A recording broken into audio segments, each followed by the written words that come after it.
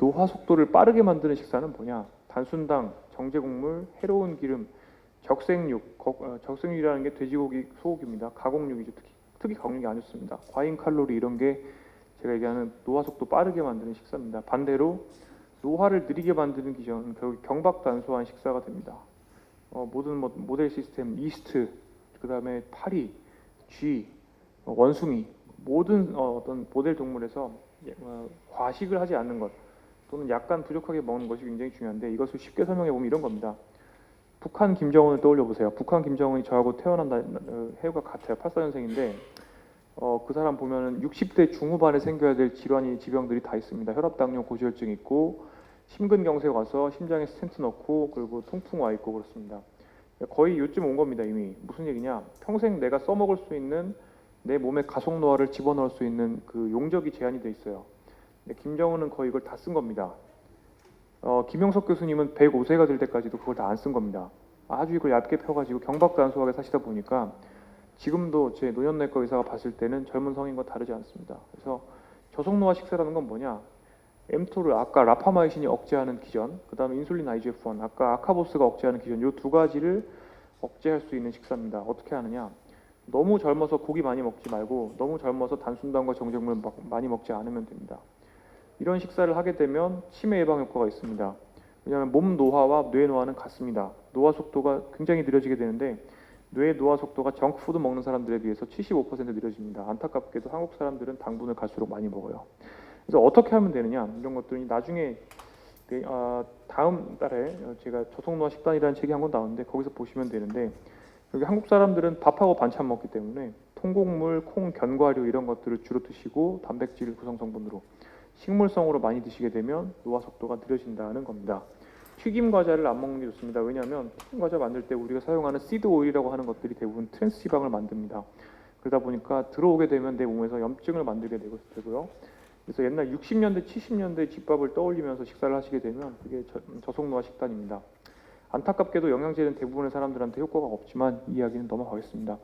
제일 슬픈 건 뭐냐면 지난 10년 동안 국민건강영양사 분석해보면 채소, 과일을 통해서 영양소를 섭취하는 사람들은 점점 줄고 대신에 영양제를 먹습니다. 최근에 또 기사 나왔지만 영양제를 먹는 사람들은 오히려 빨리 죽습니다. 그리고 바이타민C 이런 것들 영양제 형태로 복용을 하게 되면 오히려 폐암 발생을 줄이지 못하는데 채소, 과일을 먹으면 많은 질환들을 예방할 수가 있습니다. 그다음에 스트레스 관리가 굉장히 중요하고요.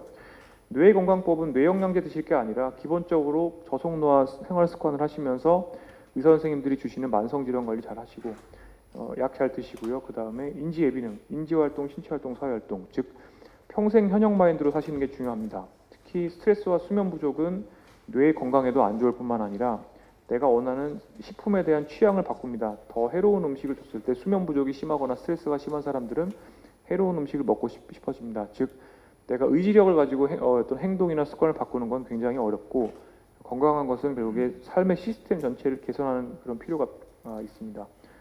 고위험 음주를 하게 되면 60대 기준으로 약 12년 정도 뇌 노화가 더 전진되고 지난 100일 동안 먹은 나의 술의 총량이 나의 뇌 노화 정도를 결정하기 때문에 술도 너무 많이 안 드시면 좋겠고요.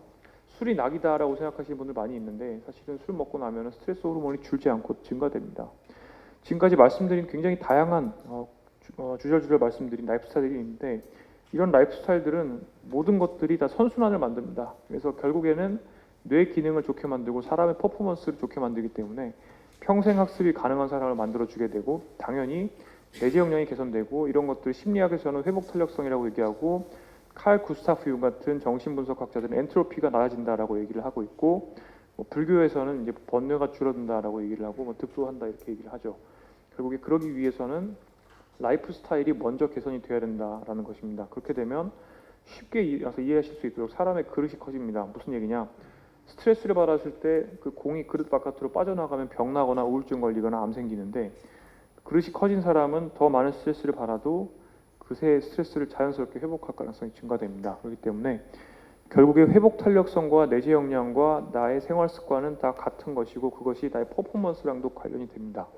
이런 관점을 가지고 생활 습관을 설계하시게 되면 오히려 그러니까 가늘고 길게 산다, 굵고 짧게 산다 그런 개념이 아니라 굉장히 농밀하면서도 삶의 질이 좋은 삶을 100세까지 즐기실 수가 있을 겁니다. 결국에 수신이 굉장히 중요하고 수신을 통해서 성공도 하시고 건강도 잡고 삶의 질도 높일 수 있습니다.